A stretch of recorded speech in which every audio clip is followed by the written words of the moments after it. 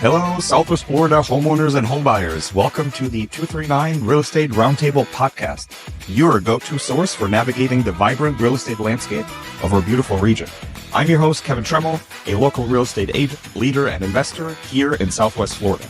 On this podcast, we bring you insights from best in the business, top-notch real estate professionals, seasoned agents, and experts in everything from homeowners insurance to mortgages, maintenance, and repairs. Whether you're a first-time homebuyer or a seasoned homeowner, we've got you covered with tips, strategies, and valuable insights to make your journey in Southwest Florida's real estate market a breeze. Get ready to unlock the doors to successful home ownership. This is the 239 Real Estate Roundtable podcast, where we demystify the process, share insider knowledge, and ensure you're well equipped to make informed decisions. Let's dive in. Hello, everybody. Welcome to another episode of the 239 Real Estate Roundtable podcast. Today's guest is Chad Damitz. Chad is the broker and founder of AnchorPoint Real Estate here in sunny Southwest Florida. Chad's firm is known for its client-first mindset and mission-driven approach. Chad brings a unique blend of purpose and professionalism to real estate, helping clients navigate life's biggest decisions with integrity and impact. Welcome to the show, Chad. Thank you so much for having me, Kevin. Awesome. Yeah, excited for our chat. But before we dive into the Southwest Florida real estate market, I'd like to learn a little bit more about you. The way I understand it is you've been in the state for about 3 to 4 years and are a broker and opened your own brokerage, which is quite unique to be doing within your first 4 years in general real estate. So just like to learn a little bit more about you, what got you into real estate, how's the ride been, and tell us a little bit more about your brokerage as well, please. Yeah, thank you, Kevin. So it was around 2021. I actually spent a year in medical school in Barry University, and we had at the time three kids coming, 4 on the way, and we were just really busy with family, and I was commuting down to Miami, and I just didn't have the passion that I thought I did. My whole family's in healthcare, and so I realized that this was not really for me. And then this was during the time with COVID, so there was all these restrictions and it was hard to study, and I felt really overwhelmed, and I thought, what can I do right now to help my family, support my family financially? And I kind of looked back, and my grandfather was actually a property manager, did a lot of property management. So I had it in my genes. I already had an entrepreneurial spirit, started a couple businesses like a grocery delivery service my wife and I did on the side as we were doing medicine, and my wife's in medicine herself. But I think the turning point was really just seeing how real estate gave me an opportunity to take care of my family financially. And I love analytics, I love numbers, and I really enjoyed even, as a consumer, learning about first-time home buying and going to Zillow and Realtor.com and just kind of looking at the housing market. I thought maybe I could do this for a living. And that's when I decided that I'm going to get my real estate license. I'm going to put a break on medical school right now, just because of the stress. And that's how I started the real estate adventure. So. Nice. And this was, you said 2021, right? Yeah, 2021. Okay, awesome. And then how long let's back up to 2021. What brokerage did you start at? Like when you were a so sales I had associate? I had a great experience. I was on a flex program with Zillow, a company called Palm Paradise Real Estate with Marcus Luray and Aaron Parvey. I learned a ton. I had a bunch of buyer leads at the time. That's when I think my first year I sold about 18, had 18 transactions because I was being really fed by the brokerage. I'd get calls every day from Zillow, and they were good leads. So I learned a bunch in the first year. That was during the time when we were doing, escalation clauses. No one even knew what an escalation clause was. But good news is I was a new agent, so this was normal. And now looking back, I'm thinking that was very abnormal because this is very different now, right? So Right. I learned a bunch the first year with that company.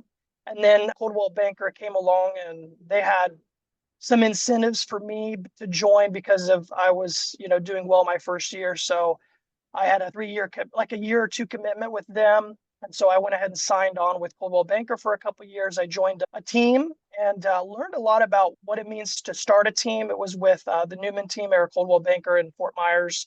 They used to be actually in Bonita. And then I think when Bonita's campus got hit by Ian, they ended up moving some of their team members from Bonita, Estero area to the Fort Myers area. So I joined with them, learned all about management and bookkeeping and, just being my own little entrepreneur. And I had this vision that I could take some of these concepts and put it into getting my broker's license and starting my own brokerage, because I felt like I had more freedom and choices on how to run the business. And then I knew with all the new changes going on, this was a great opportunity for me to switch on value proposition, because everyone was kind of in the dark at that point about the new NAR rules and regulations and the Department of Justice. So that's kind of when I decided to start the brokerage.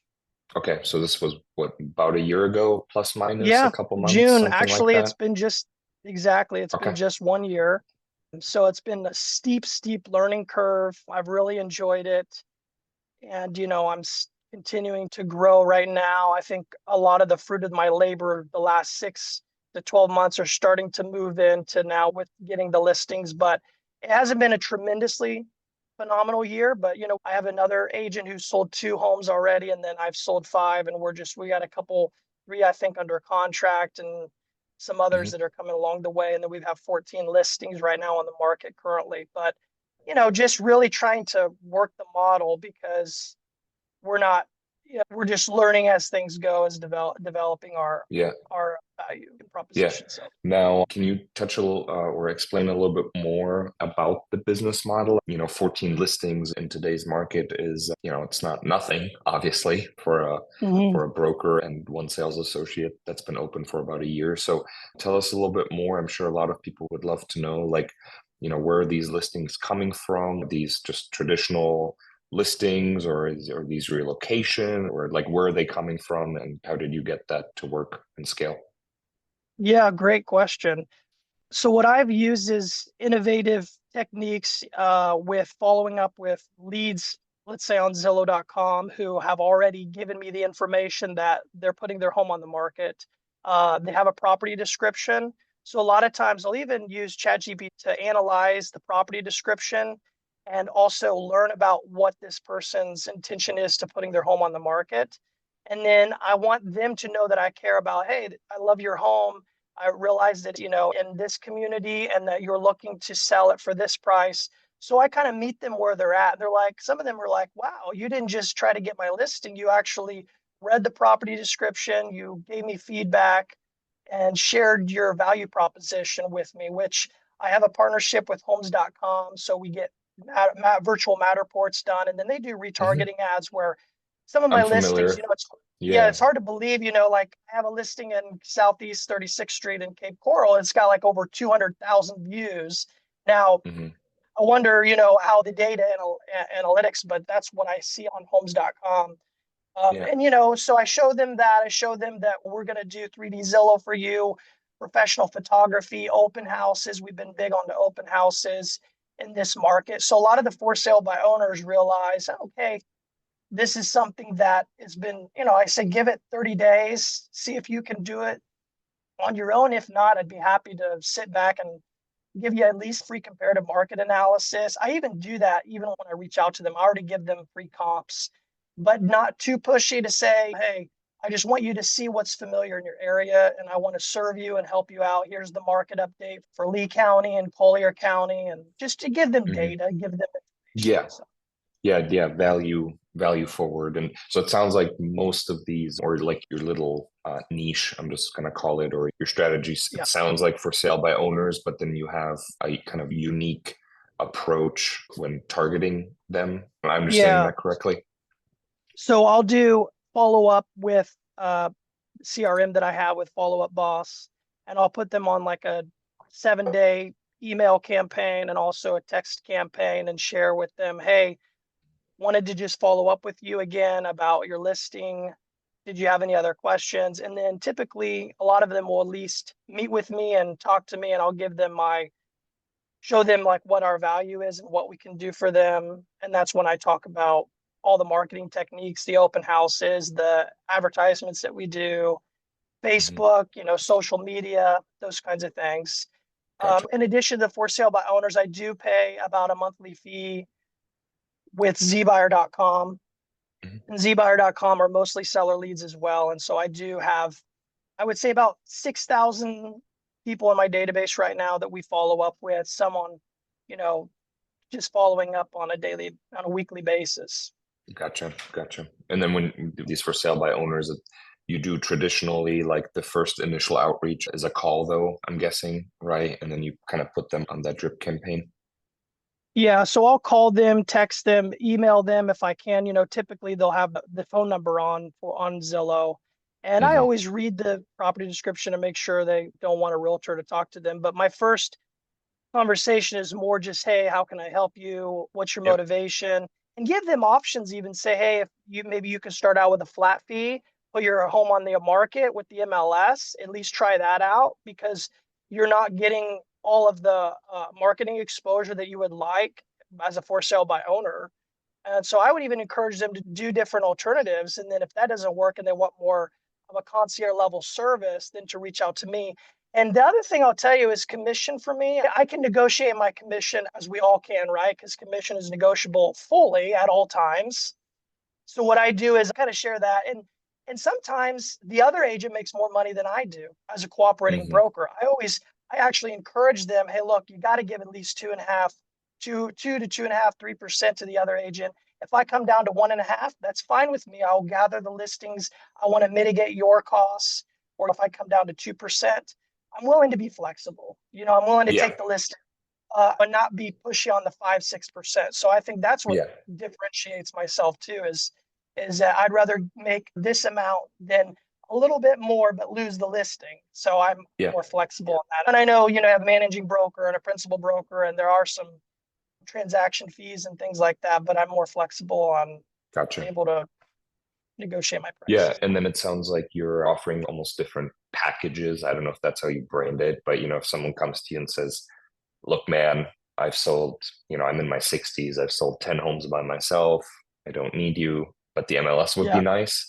You just do a limited services listing kind of on the MLS, maybe some pictures. I mean, who knows, right? And then there's maybe some different packages that, a la carte, so to speak, where a potential for sale by owner can still feel like they're in control, but also get the best of both worlds. Like they save a little bit of money, they're still in control, but they get that marketing exposure to a certain extent that we can offer, right? So yeah, great.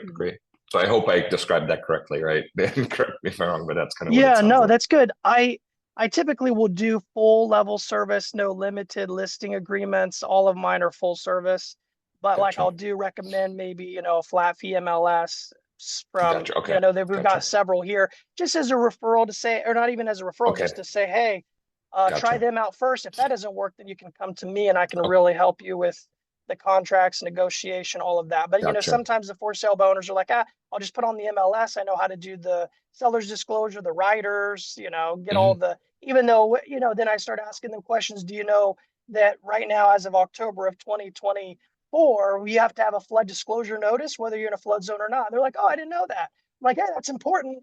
And then I'll say, hey, did you know that you have an HOA rider? And if you're in a condo, you have a condo and an HOA rider if you're in a Yeah. community. And they're like, oh, And I you didn't need a know that rider, either. Yeah. for every HOA. So if you have a master and a sub, Yep. you need, and a condo, you're at 3. And yeah, so it sounds like And then, yeah, it's like, what's the FAR bar versus the as is? What's the advantage of having an as is versus a FAR bar? Because with a FAR bar, you can get concessions on your inspection, with credit. On an as right. is, they can walk away for any reason. So I start to show them, not in in kind of a, hey, you do need us, because Yeah. even though, Yeah, it you know sounds what I'm like saying? yeah. What are your It thoughts on turns that? out, Because you're a broker yourself. So what are your yeah. thoughts on that kind of Yeah. idea with talking No, with them? yeah, I like it. It sounds like, I mean, tada, we don't just open doors, right? And show Yeah. $2 million beachfront homes every day. That's tada. It's not just what we do. But no, I think your approach with for sale by owners is spot on, as far as like the money's in the follow-up. right? That's something Yeah. that I've always been taught or lived by or whatever you want to call it. But the money's in the follow up, right? So the odds of for sale by owner listing with you on after the first call is very slim to none, I would say.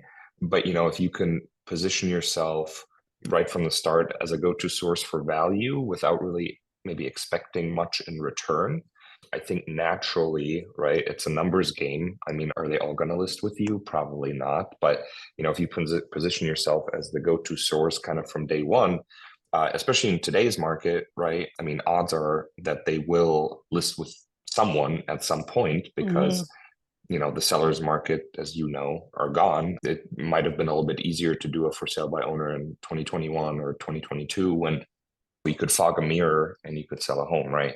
Those days are obviously very much gone. And I would say Yeah. it's all about pricing right now. It's all about staging. It's all about presentation. It's all about offering incentives that, right from the start that buyers are looking for, especially if you're like kind of in the first time home buyer market Hmm. versus, letting them figure it out and putting it in an offer. And those are just naturally things you, as a seller, you might not just know about or like where the market really is today. So yeah, I think you're spot on. And there's so many things and so many changes, especially in the last year alone, like you said, with the NAR ruling, the flood disclosures, and that kind of stuff. So, Hmm. I think it's spot on, which kind of brings me to my next point. So earlier in your intro, you said, you love numbers and analyzing, and I'm very much the Hmm. same way. So I studied finance and chemistry in college, and, I love spreadsheets, and that's kind of my jam. So I'd love to hear from you. What are you seeing like locally in the market right now? I think you turn on any kind of news channel or any kind of LinkedIn Yeah. article, and it's no secret that Cape Coral is Southwest Florida, but most specifically, Cape Coral is pretty much the weakest real estate market in the nation right now. So I would love to hear from you. What are you seeing? Market trends, prices, inventory, days on market, month supply? Anything you can share would be great. Yeah, no, that's a great question. And when I think about the market in Southwest Florida, it's such a microcosm. Cape Coral is different than Fort Myers. Fort Myers is different than Naples. Naples is different than Marco Island and Punta Gorda. I mean, all of them have different trends, right? So, like, even in Cape Coral right now, the median sales price is down 7.2% year over Mhm. year. Whereas, like in Fort Myers, it's about 4.5%. So, we're seeing price reduction. I have one just personally right off of 1413 Southeast 36 Terrace, and he had his home on the market a couple years ago in the 800s. We're at 699 now, and that's still not even moving the needle enough because his neighbor went from like 750 to like 600, like within like almost dropped 150 grand in a matter of just a month. And they did get under contract and they sold the home, but it's just such a radical, it's so fast how fast the market's moving. So based on the trends, in Cape Coral, like you said, 7.2% year over year. Our median days on market's up about 12% from 49 days in 2024 to now 55 days on the market. So as the inventory continues to grow, we're seeing more houses staying on the market as we see on the days on market.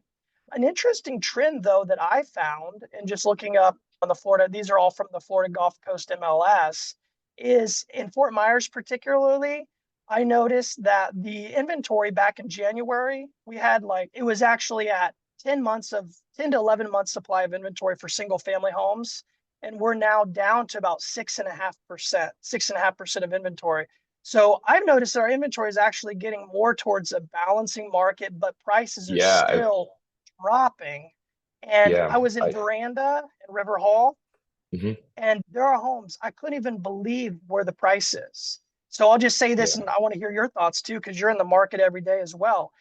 What I'm seeing is, let's say the seller thinks they're at 400. The realtor says, no, you're at 350.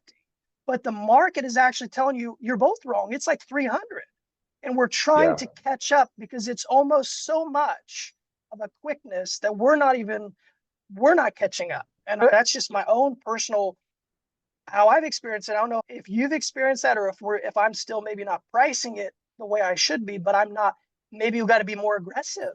So Yeah, I hope I have a lot of thoughts, so I hope I hit them all. yeah. Number one, so yeah, I get most of my data when I analyze it from the MLS as well. Obviously, there's Mhm. Redfin and you can look in Zillow, but I've just found generally the MLS to be accurate. You can filter it like really granularly. But anyway, I've kind of seen the same thing on the Lee County and Collier County level, where like our months of supply year to date, it's really spiked. Obviously, that's no secret, but it seems like when you look at May's data, that it's kind of leveling off a little bit, maybe even Yeah. kind of like cusping, So I definitely would echo that it seems like we're reaching a balance. Now, Yeah. all of that obviously can be offset with, I mean, who knows what's going to happen with tariffs and this Iran war thing and oil price, like all that. But as of right now, it Hmm. almost seems like we are leveling off and finding like a balance. That's one thing I definitely see as well.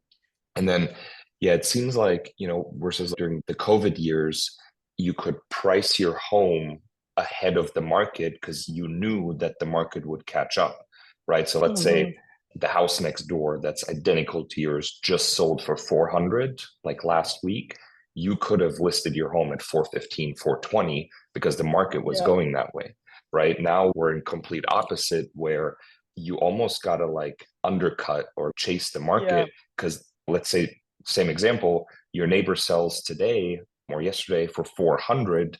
Well, guess what? Like in 4 weeks from now, the market might be at 380. So if you list at 400, you're already kind of like behind the curve, right? So you always almost got to undercut. I mean, I had a house or a listing in Ave Maria Q1 of this year, so Q1 of 2025. And, looking at the Hmm. data, we were at like, and this is like a micro market like analysis, but so, take this with a grain of salt, but like months of supply in single family homes in Ave was like, we're talking like 21 months, right? Like we're talking like 100 listings live and like 5 sold. Like it was crazy. So I mean, Hmm. and the guy had already moved to Atlanta, a new job, like already brought a new house up there. So I was like, if you want to sell this thing, you pretty much have to be one of the top 3, top 5 cheapest homes or Yep. least expensive homes in Ave. And sure enough, we were priced pretty aggressively. I wouldn't say it was like a giveaway, but we were definitely aggressive with the price and we sold in like 3 weeks.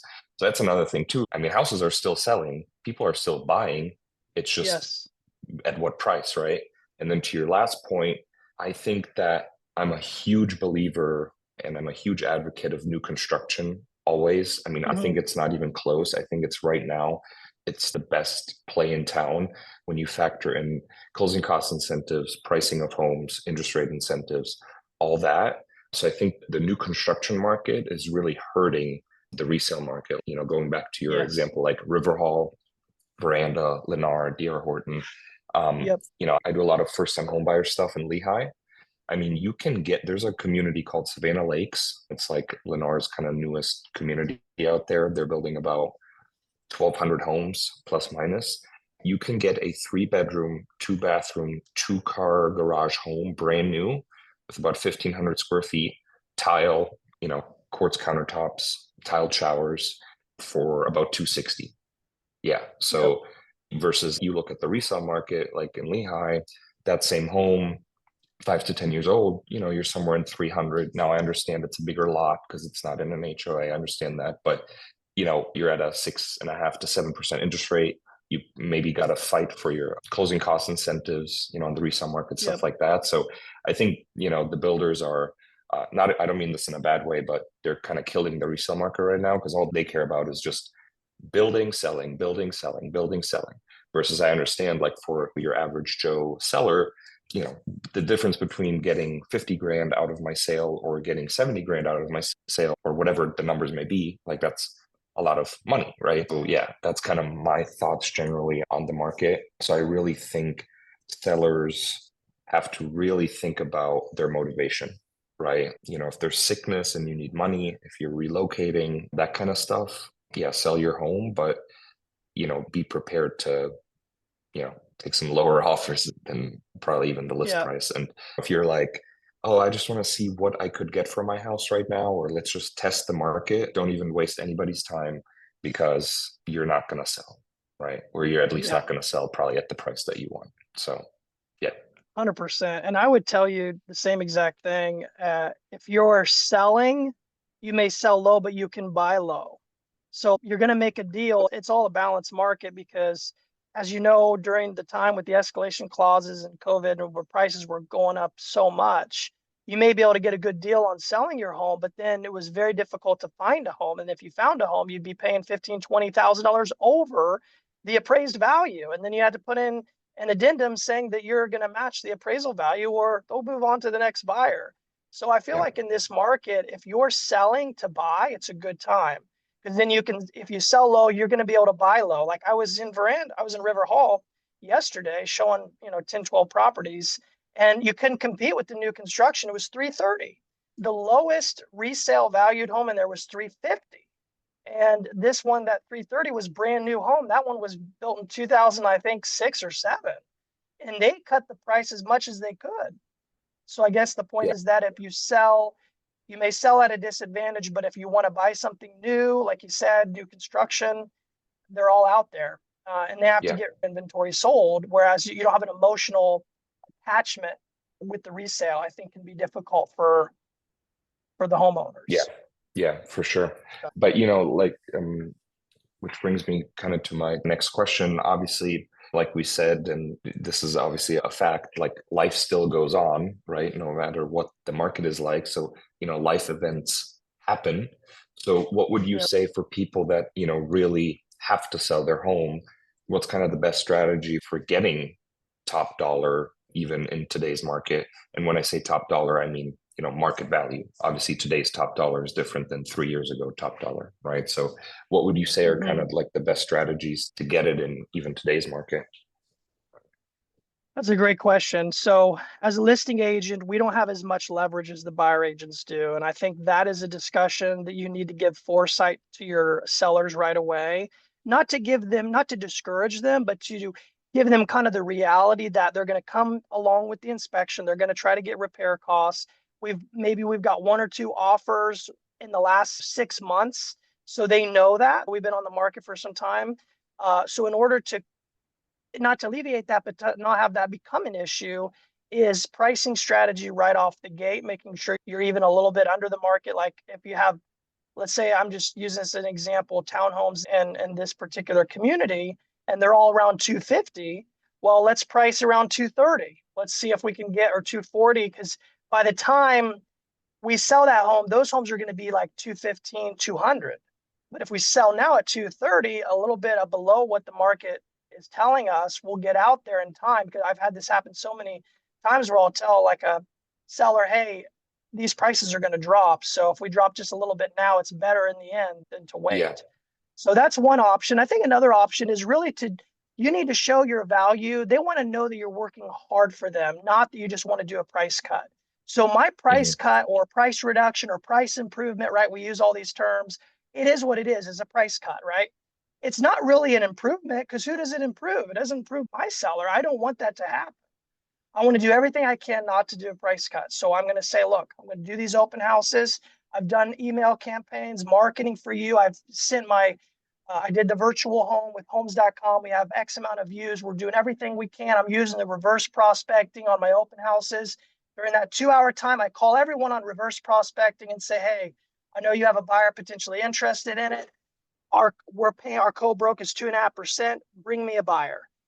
So I'm calling agents and at my open house. I'm not just sitting at the open house doing work for getting them on more listings. To be fair, I'm actually working for them that day, reverse prospecting, making calls if I don't have anyone show up at the open house. So if they can see that you're doing everything that you can for them, I think then you can actually share with them, hey, look, we've done everything we can. It's time to do a price cut. Because if you've done everything you can, it's the numbers, it's the amount of money that we're at. So I think you have to show your work first, and then you have that conversation later. That's my opinion. What are your thoughts? Yeah, I always tell people it's actually my listing presentation, the best marketing in the world will never sell an overpriced home, right? I think sums up what you just mentioned. And I try to explain to people, especially if they're a little bit older, which is common here in this area, I try to explain to them that pricing is the most important thing, and it's becoming more and more important because today's buyer is just so much more educated than, let's say, Yep. 30 years ago. And when I say educated, I don't mean like from an traditional education standpoint. I just mean like every buyer or every person in America can see every listing in America in their pajamas at 9:30 p.m. on Zillow. Yep. So buyers nowadays just know what a good deal looks like versus, maybe 30 years ago, 40 years ago, whatever it might have been. It was more like, hey, broker Bob knows broker John, and then broker Bob sends your listing to broker John just because like they have a relationship, right? And broker John takes broker Bob's word for it that it's a good deal kind of thing, right? Like it's just, I mean, those Mhm. days are gone, right? It's a lot more marketing based versus like relationship based. I mean, most of my buyers on listings are, other agents or just people I've never met before, right? They come from the internet usually. Yep. So I'm kind of right there with you. So, I tell people, here's what I do.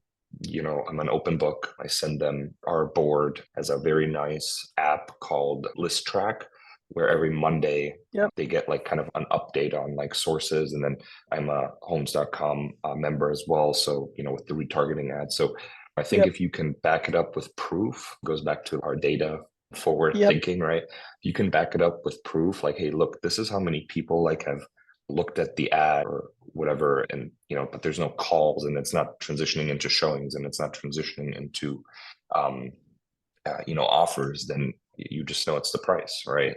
And so Mhm. that's kind of my thoughts on it. And you mentioned some things like with marketing, like email campaigns, and I know you mentioned open houses and retargeting ads, but what are kind of like the best ways to get the most eyes possible, like a listing of yours? Like, what do you kind of do to get, you know, the eyes on the listing? And then, price is obviously a whole nother thing, but what do you do for marketing generally? And I know you already mentioned some things, but shed some more light on that for us, Chad.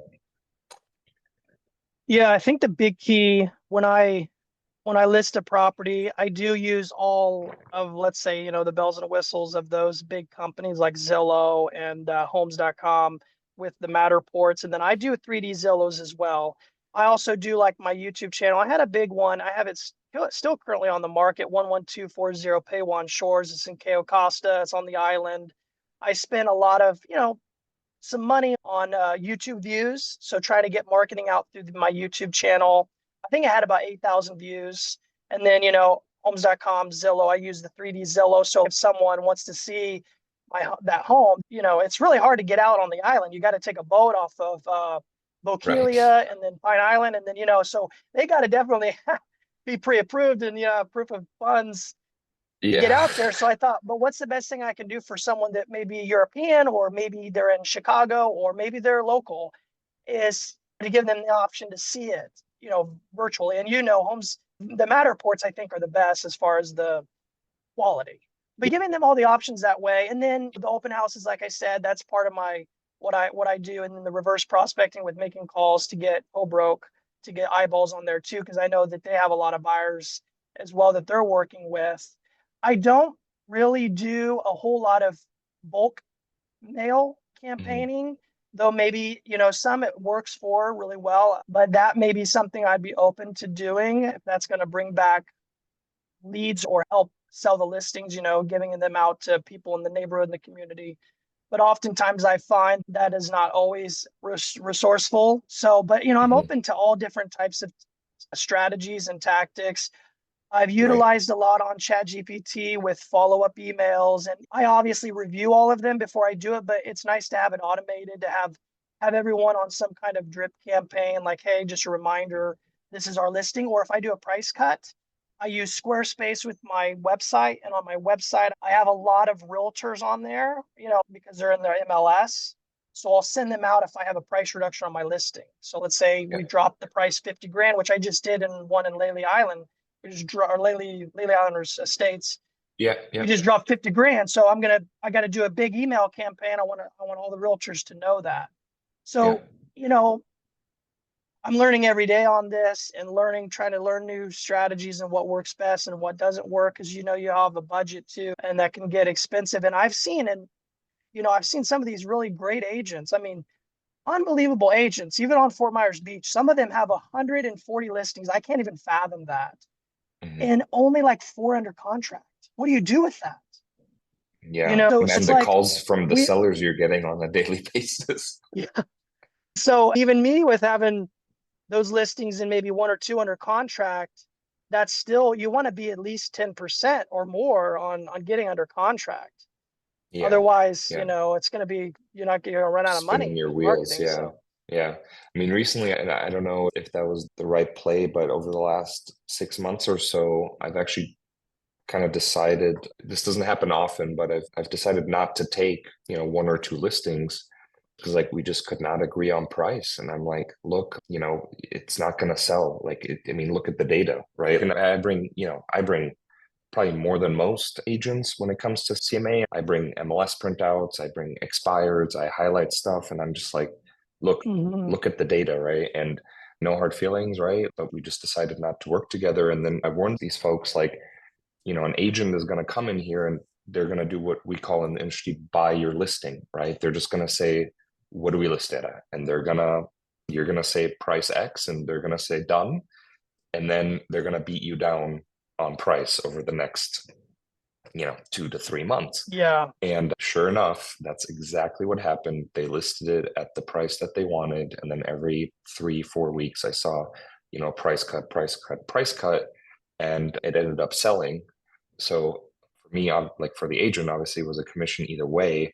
So I was kind of like, well, should I have just taken it? But I don't know. I just like to be upfront and just, being data driven and just, if they don't want to, listen, then it is what it is. So I've had some experiences like that as well, where, you know, and other agents are doing it too, where they're just not taking listings that they know are going to sit. And then back to your point, kind of 140 listings and, 4 under contract. I guess you're making a lot of calls on a weekly basis to cut some prices. So it is what it is, But, Yeah. And I think too, you're exactly right. Because what happens is if you overpromise and underdeliver, they're going to come back to you and say, look, I know you're doing everything you can, but this price is not working. And even if, it all comes back, that's why in the real estate, we always have to protect ourselves and we have to document everything because they'll change their minds. They'll be like, well, I thought this was what we thought, we agreed upon this price. Why can't we sell it? So like you said, just be upfront right away. Tell them, hey, look, these are the numbers. This is what's going to sell. This is what's not going to sell. You do have outliers. I always mention that as a caveat. Say, hey, look, you could get yeah, an outlier, and that happens. I had a listing, quite frankly, was an outlier. We got lucky and we got under contract, and it was priced good. I mean, we got a full price offer, so it was hmm like, wow, But those things don't happen very often. well, Um, because that listing probably, correct me if I'm wrong, but it was probably something a little bit more unique, probably a it's resale more unique. home Yeah, on a some of them are. canal. Yep. Like you're not going to have that in River Hall where there's 1,500 homes and there's 100 of your floor plan on the market, right? You're not gonna Yeah. have that. But if it's like, a unique view, water act, whatever it may be, right? Yeah, you Yep. can. I agree. Yeah. 100%. And then if you start there, like you said, it could get under contract relatively fast. People are getting under contract every day. People are buying and selling real estate every day if the price is right. And I think that's why we're starting to see a movement now with inventory getting down. I know probably some of that data is skewed because people pulled their homes off the market right after the season. So that's why there was so much on hmm the market, 10 months of inventory, 12 months of inventory. Now there's only 6 months. So I think there is some, but I think there's some truth to the fact that there are more, I think more homes getting under contract Yeah. because prices are finally getting to where they need to be. They're still not there yet, but I think the sellers are catching on.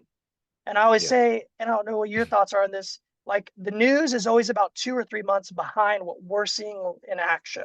So Yeah. when we hear, oh, it's really bad, it's like, oh, wait another month or so, you're going to be reporting on what we're seeing in live. Like I just saw one just sold in this community for under 200,000, which is unbelievable because when we saw 250, we're like, oh my, wow, that's really low.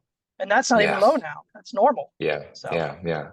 No, and I agree, couldn't agree more with the news. I'm sure you did too. Like I saw the writing on the wall at the end of last year, right? And everybody, yeah, it was such a surreal experience for me last year, end of last year, and even early this year, where like I would look at the data in Southwest Florida and you look on, even you look on Zillow, like you don't even need to look at the MLS, but like you just look on Zillow and it's like price cut, price cut, price cut, price cut, right? It's just a sea of red. And then like you read on the news, and I understand this is nationwide, so I get that, but it's like another all-time high median sales price, another all-time high median Mm, sales price, right? And I'm just like, are, are you, is anybody seeing what I'm seeing? Right? Like, and then, yeah. now I would also say like not even just the media is late. And for what it's worth, I'm a big fan of actually Jerome Powell, so I might get torched in the comments, but I almost feel like the Fed and their inflation reports, because now you see it across the nation, where like, okay, prices are coming down. Most areas are in a buyer's market. So their shelter inflation number is actually reflective of what's actually going on in the United States housing market right now. So they can finally give us all some relief and start lowering rates again. I would have liked to see a rate cut this week, but we knew that wasn't going to happen. So hopefully September. But Yeah. yeah, so that's kind of where what I think about it. But do you also help buyers, or have you just kind of focused more on sellers, or do you? I know you have an agent on your brokerage. Is she like a buyer's agent, or do you do buyers, or do you focus mostly on listings? Yeah, that's a great question. So I'm not there yet. I'm building right now. I am working with a couple buyers from the Mhm. one that's under contract is looking for a home that I mentioned about just recently in the River Hall or Veranda area. So, I listed the home and now we're looking to buy a place. And then I had Gotcha. another guy come to my open house who did have no buyer broker agreement with anyone, talk to me. I talked to him, shared my thoughts. I'd love to show you some other homes here. It was in Entrada and Cape Coral in that Hmm. area. He ended up actually, I did stay with him. I don't do this very often, but I did go to Northport to show him the home in Bobcat Trail. But I loved it because bar contract the same. The agent was really good, very, very knowledgeable, gave me MLS data. I used Stellar before, so I had Stellar, not now, but I had Stellar MLS access. So, Right. but I had him as a buyer from an open house. And I have another buyer that I'm working with right now, a couple. So really, I think when I get the listings and things start to move forward, I think you get more buyers naturally. I've even considered this as our brokerage grows. And this is another kind of employee versus employer kind of situation because we're all independent contractors. But I even considered value proposition for my company is to pay my agents to do the open houses. Whether Mhm. that's $20 an hour, $25 an hour. I've really considered it because I feel like that's a lot of value. People undervalue what it means to do an open house. And, when you're there, you're Yeah. making calls, not just sitting there. And I feel like but then again, I want to open up those opportunities. I want to gather us to get lots more listings so that we can do open houses. The open houses brings the buyers. And when we do an open house, if we have a buyer broker agreement just in case, because technically, and I want to hear your thoughts on this, if they continue to ask me more questions about things that would be into consultation role, I will always I will give a disclaimer. Are you working with a realtor? I want to respect that because I know what it's like to have people take my buyers. I know how that feels. So I always Yeah. tell them, are you working with a realtor? If they say no, I say, look, I'd be happy to continue to talk with you, whether you do a showing agreement. I personally always do a buyer broker agreement right away. That's my Yeah. opinion. Some people say, oh, be a little bit soft, give them a showing agreement, then do the buyer broker agreement. But I go straight for it. And so I get buyers through open houses. I get buyers through my listings, things like that. So that's kind of Yeah. how my strategy has been. I did the Zillow with X, Y, and Z, and it's just the cost analysis is, unless you're on a flex program, it's very difficult. So Yeah. unless you can make your brokerage a flex program, that's great. But until you get Yeah. there, until you have a brokerage that's making hundreds and hundreds of deals, it's just too hard to compete with that. So you got to find an alternative route, in my opinion. Yeah. You just can't. Yeah. Um, Yeah. Zillow, last time I looked, I've never been with Zillow, but last time I looked, even in a more modest zip code to get any sort of kind of real numbers. I mean, you're looking at 2 grand on the low end per month, right? And oh, like I and said, that's there are some places you can't even get a listing. You can't even yeah, get, they're yeah, sold out. yeah. So I just always found there's got to be more cost effective ways. Yeah. But yeah, I'm generally more a fan of just direct buyer broker agreement, like Hmm. you, because most of my buyers come from, I think it'd be different if it's like cold buyer where it maybe comes from Zillow, because that can be a tough pitch, right? Pitching someone on signing a 3, 4, 5, 6 month buyer broker agreement before they've even stepped foot into a home. So most Yeah. agents that I know that do Zillow, they do, the showing agreement for that Zillow property that the buyer inquired on. And then after that, they say, hey, I'd love to work together. And, then they kind of pitch it that way. But a lot of my buyers are like referrals from like previous customers or friends or Sphere. So I usually meet them at the office, and then just kind of sign a buyer broker agreement right then and there. And I haven't had any challenges with it. I mean, I think a lot of agents back in, when was it, August or July last year, thought the world was going to end and how are we going to get any Hmm. buyers? And I think it's one of those things where it's like not what you say, but how you say it. And I say, hey, something along the lines of, just like when you retain an attorney or work with a CPA, doctor, you're going to sign some form of engagement letter. This is nothing else, right? It just outlines our relationship, outlines the fees, and it officially allows me to represent you as a client. And whoever is serious about home buying, who's going to say no to that? Yeah. Like, I was actually a big, I mean, fan might be a little bit too strong of a word, but I didn't mind those changes at all last year. I started off at Keller Williams and like when back in 2017, and one of the biggest things they always said was get a buyer broker agreement signed. This agreement has been around for at least since I've been in real estate since 2017. It's probably Hmm. been in existence a lot longer. And most good agents and like good practice should have always been to get it signed. So if anything, this Yeah. just gives us an excuse, quote unquote. It gives us an excuse. It's like, hey, every agent you're going to go to that is going to do this legally is you're going to have to sign this, right? I mean, it's just gives them this excuse to get it signed. I don't know what the big deal Yeah. is, So that's kind of Yeah, and it my thoughts protects on it. us too. I think it's a good Yeah, thing, you know. yeah, You got to be transparent too. And this is what I will tell them. Look, I will talk to the other agents to make sure we know what the co-broke is and the number as far as compensation. I do everything I can to make sure, hey, look, if we're at 2.5 and they're coming in at 2 and we can't get it up to 2.5, I'll take a cut myself. Some agents don't do that. Some agents say you're still going to be on hook for the 0.5%. But yeah, personally, I just kind of meet them where they're at. I try to get, yeah, if I can get 2.5, 3, I'm happy with that. If I come back and this is the house they want and it's only 2, I'll go back to them and say, look, I know we signed a buyer broker agreement because you have to have a number, right? It can't be arbitrary. It has yeah, to be a number or a flat fee. So you have to yeah, put in a number prior to even knowing where we're going to head on this in this direction. And but I don't ever tell them that it's guaranteed that they're not going to pay anything out of pocket. I've only had one instance where I had showed a home, and I showed the home before I even asked for compensation because I didn't want that to in any way motivate me or just because that to me is an ethical issue. Which this whole thing is interesting because, anyways, my yeah. point The is first question you usually get on a listing is like when an agent books are showing. The first question is usually, "What's your that co-broke?" yeah, Right? Is what it? is it? Yeah, Is a seller willing to pay buyer agent yeah, yeah, compensation? yeah. So It's usually the I had one situation where unfortunately I had zero seller compensation, none. But this was the home they wanted. This is it. So we come up with a resolution to fix that. But you know, you have that happen. I've had it happen once out of the lot since it's been active, but typically not the case. But I yeah, always feel like you should show them the home that they love and then find out what it is at that point. And then figure out a way to negotiate your compensation. And I understand, I had some guys that I respect and love that will push for that 3%, And I think you're worth I think every agent's worth 3%. 100%. We do a lot of hard work. There's a lot of stress. There's a lot of figuring out, making sure things are done on time. It's very time sensitive. We work the weekends. We work overtime. We deserve our compensation. However, I also understand I do everything I can to make sure that my clients are happy or my buyers yeah, or sellers. yeah. So Right. I No, get both I agree. sides. I get both Yeah, sides.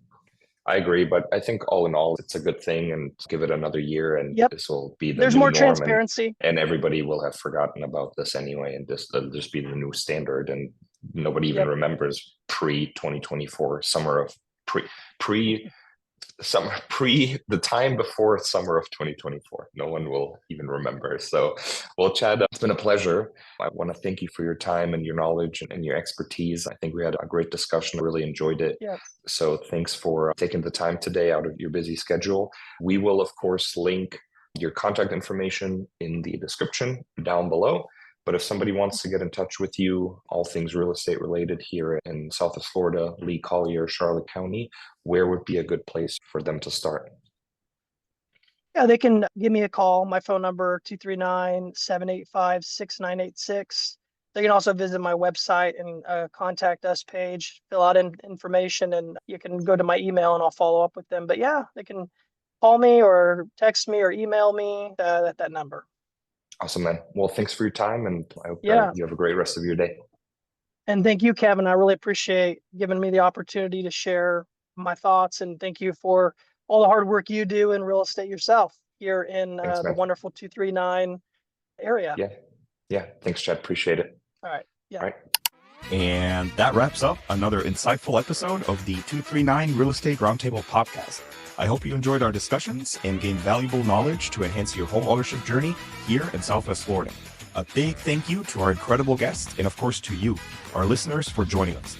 If you have any questions or topics you'd like us to cover, or if you'd like to connect, feel free to reach out. You can find us on Instagram at Kevin Tremmel _real estate, on Facebook at Kevin Tremmel Real Estate, or visit our website, kevintremmel.com. Don't forget to subscribe so you never miss an episode. Your feedback is crucial, and we're always eager to hear from you. Until next time, this is Kevin Tremmel, your host, signing off. See you on the next episode.